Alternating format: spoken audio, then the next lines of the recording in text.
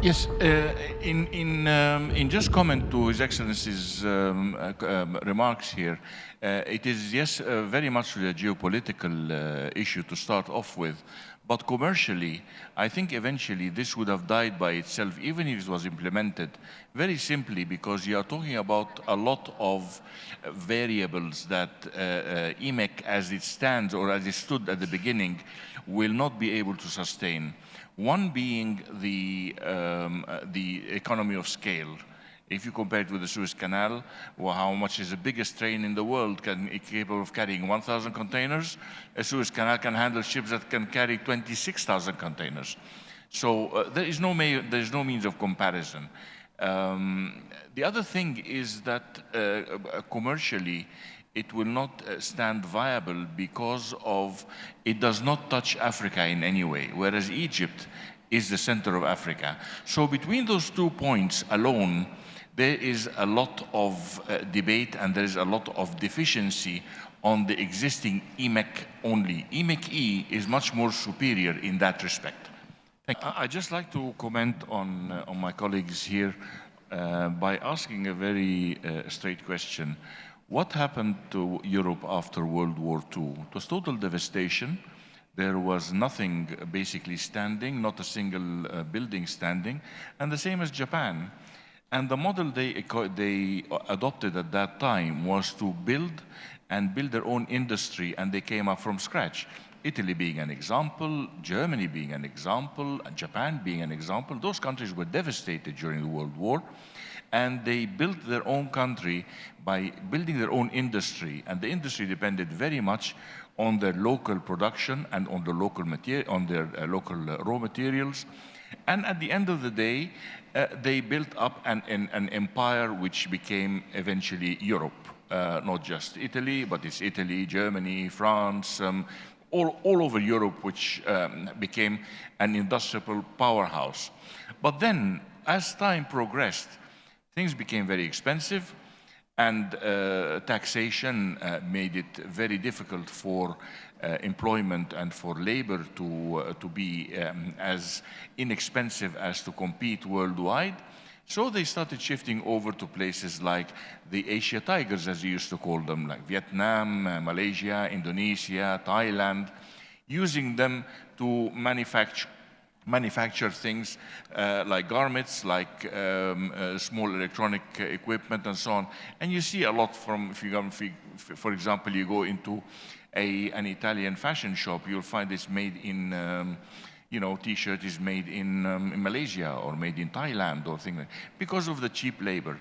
At that time, transport was relatively cheap or relatively inexpensive, and it warranted the idea that the Europeans will shift their industrial base from homeland into remote areas like the Far East. Now the Far East itself has become a bit expensive, and not only that, the Far East has also become too distant. And we have only found, to our distress, and to my distress personally as an Egyptian, that the Suez Canal can be a bit molested by rebels like the Houthis and so on. So interruption has becoming more and more frequent to the traffic in the Suez Canal. The result of that gave us gave the Europeans the idea to move further towards the north, to be closer to their markets. So the only place, and I think the Egyptian government has done it very smart by creating the Suez Canal Economic Zone. Now the Suez Canal Economic Zone is the replica of the manufacturers in Indonesia, Thailand, and all that, and all those countries which have now become remote, also China for that matter. But if you look at the conclusion that Egyptians are today building up several parks, or not the Egyptians, but the foreign countries are building up several parks. For example, you have the German park, and you have some automotive, some very important brands like Mercedes, like BMW. They are all starting to assemble in Egypt. And they are not just assembling in Egypt of imported components, but they are also locally manufactured components are coming into the picture. Egyptian cotton, with all its fame, is coming back, and in Mahalla there is a very big mill which has been completely rebuilt and is starting to function once again. What I'm trying to say here is that Egypt has groomed itself, has positioned itself in such a way that it can replace the manufacturing bodies in the Far East through the Suez Canal economic zone. And of course, this is backed by the Suez Canal and the operation of the Suez Canal. At this moment in time, yes, we have an interruption, but I think this nuisance of a Houthi is not going to last very long because it's really affecting the entire world.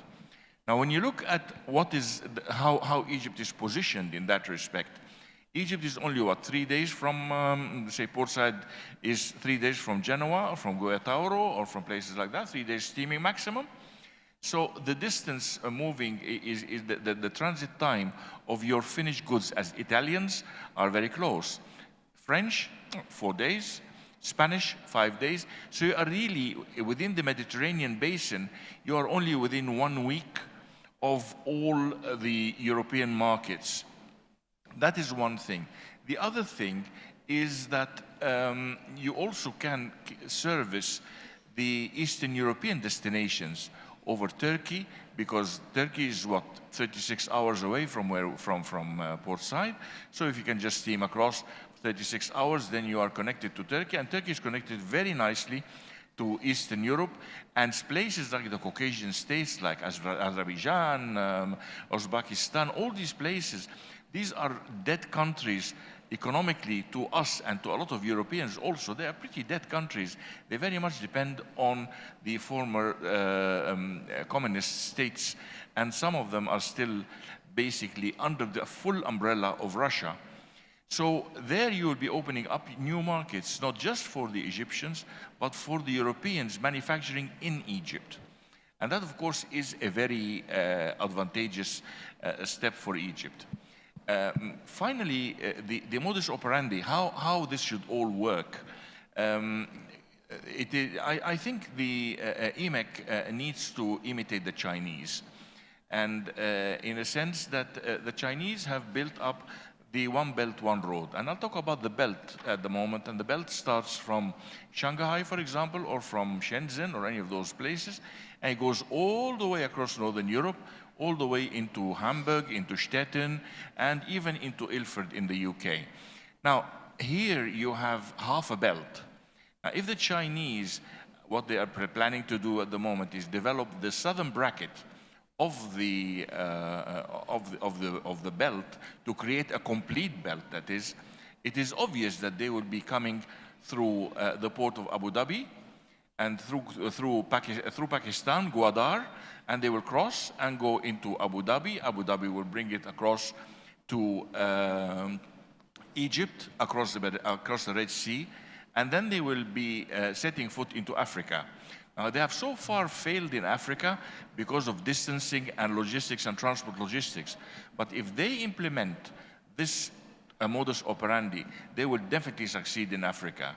And in Africa, you have what, 1.2, 1.3 billion people and 54 countries. So you got a whole world open in front of you.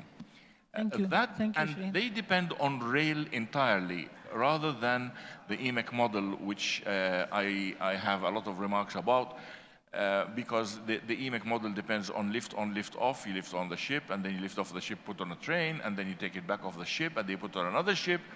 So the whole thing is more and more expensive. The Chinese have done it very smart, and they have been very successful with the northern bracket, although now, because of the sanctions and because of the problems with Russia, things are being slightly interrupted, but they are still being pioneering there. And Sherine, I want to ask another. In a minute. Yeah. One final thing we need to discuss. We need to define here that ocean transport is the cheapest modus operandi. However, what we are talking about, rail or surface transport, is for goods that are expensive, that can warrant freight increases.